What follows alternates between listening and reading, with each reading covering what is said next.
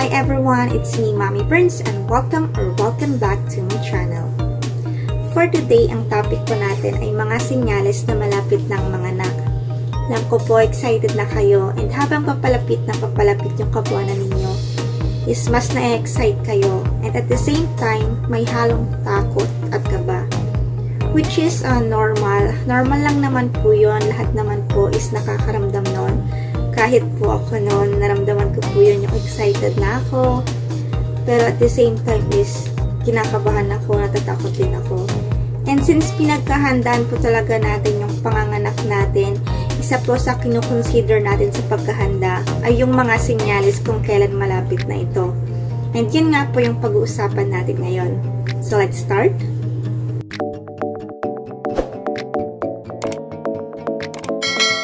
Disclaimer lang po, lahat po ng i-share ko dito sa inyo ay based po sa experience ko, information during my check-up noon, and some of my research. Hindi po ako eksperto sa bagay na to, hindi rin po ako doctor, hindi po ako midwife. It is always best to consult your doctor pa rin po. Noong buntis po ako noon, yung pinakaunang senyales na napansin ng lahat ng malapit na akong manganak is yung mababa na yung tiyan ko. Pag lumalabas po ako noon, pag may nakakita po sa akin, sinasabi ko, baba na ng tiyan mo, manganganak ka na. Ganun po. And there's one time na naglalakad kami morning, kasama ko si Habi. Kasi nga nung kabuwanan ko na noon is todo lakad na ako. So, sa mga may kabuwanan po dyan, maglakad-lakad na po kayo tatamad-tamad.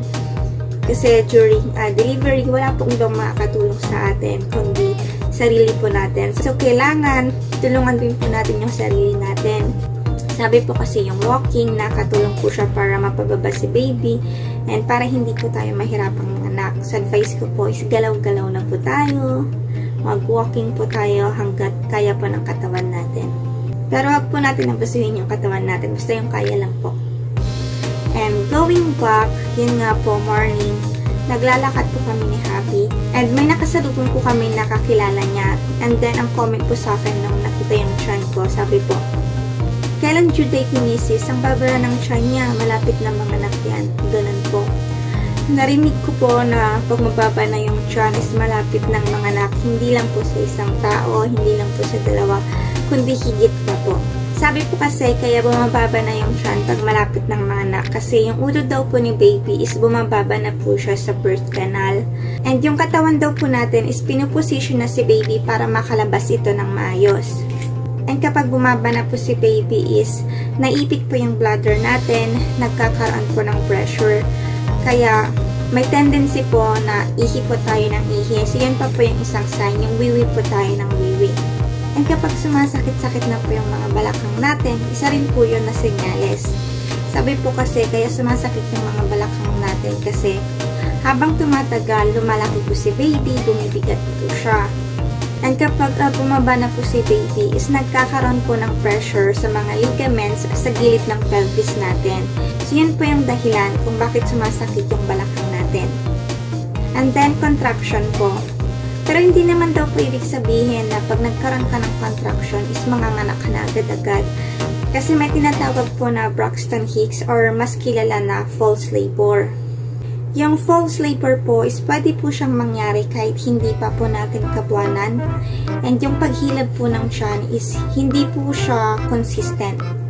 And kapag mag-change position po tayo is pwede po siyang mawala. Bawat tatayo tayo or tatagilid, pwede po siyang mawala. Unlike po sa true labor, yung true labor po is tuloy-tuloy po yung paghilab ng tiyan. And may time interval po siya. So it's either every 5 minutes, ganun po. And then habang tumatagal is paikli po ng paikli yung time interval. And kahit mag-change position ka po is hindi po siya mawawala. So pag nasa true labor po tayo, yun po is malapit na po tayong manganak. And then kapag yung timbang po natin is stable, so hindi po siya tumataas, hindi rin po siya bumababa. So kahit nagda-diet po tayo is hindi na po nababawasan yung timbang natin, stable na po siya. Isa rin po yun na sign. And then kapag open na po yung cervix natin, kapag buntis po tayo, yung check-up is every month. And then, kapag nasa 3rd trimester na po tayo, is magiging every 2 weeks na po siya. And then, a month before our due date is magiging every week na siya. And during that time, yung OB po natin, our midwife, is EIE po tayo to check if open na yung cervix natin. So, once open na po yan, is malapit na po tayong manganak. Tapos po, kapag may lumabas po sa atin na vaginal discharge, na ang texture po niya is parang gelatin or parang sipon, yun po yung tinatawag na mucus plug. And kapag may kasama na po yung dugo, is oras na lang po yung hihintayin natin manganganak na tayo. If napanood po ninyo yung video ko na paano manganak ng mabilis at normal, is nakwento ko po doon na nung ako po noon is nag-CR ako. And then nakita ko po sa underwear ko na may lumabas po sa aking mucus plug na may kasama na po siyang dugo. So, ilang oras lang po noon nanganak na po ako. And then water discharge po, yung pagputok ng panubigan. So, kapag may lumabas na po sa inyong tubig or kapag yung underwear po ninyo is napansin po ninyong basa siya and hindi naman kayo umihi or yung smell po niya is hindi naman siya amoy wiwi, so maaaring pumutok na po yung panubigan nyo.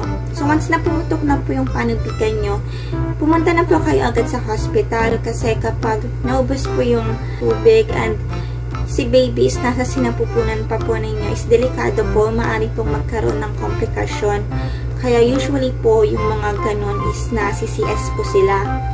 So, kapag napansin na po ninyo na may watery discharge na po kayo, is pumunta na po kayo agad kasi manganganak na po kayo nun. Huwag na po ninyo hintayin na maubos po yung tubig sa inyo kasi delikado rin po yun sa panganganak ninyo. So, yan po yung mga senyales na malapit ng manganak. And if ever may naramdaman po kayo doon, is wag po kayong mahihiya na magtanong po sa doktor ninyo. And payo ko po is prior po kayong manganak or bago kabuanan ninyo is i-prepare na po ninyo yung gamit ninyo ni baby para po pag manganganak na kayo is yung sarili nyo na lang po yung asikasuhin nyo nun, sarili nyo na lang po yung kulang. Kasi kapag hindi pa po prepared yung things ninyo, may tendency na may makalimutan kayo dahil nagmamadali kayo, dahil manganganak na kayo. And aside doon, syempre, is isa pa po siya na kukuha ng oras ninyo. So, instead na sarili na lang po ninyo yung aasikasuhin nyo, is aasikasuhin pa po ninyo yung gamit ninyo. So, mas maganda kung before due date is prepared na po lahat ng gamit ninyo. And sana po nakatulong po tong topic na to sa inyo. And thank you po sa lahat ng subscribers ko and lahat po ng viewers ko. Kahit konti pa lang po yan, sobrang na-appreciate ko po kayo. And sa mga bago po dito, please subscribe po. And kung gusto po ninyong ma-notify sa next upload ko, please click the notification bell. Thank you po!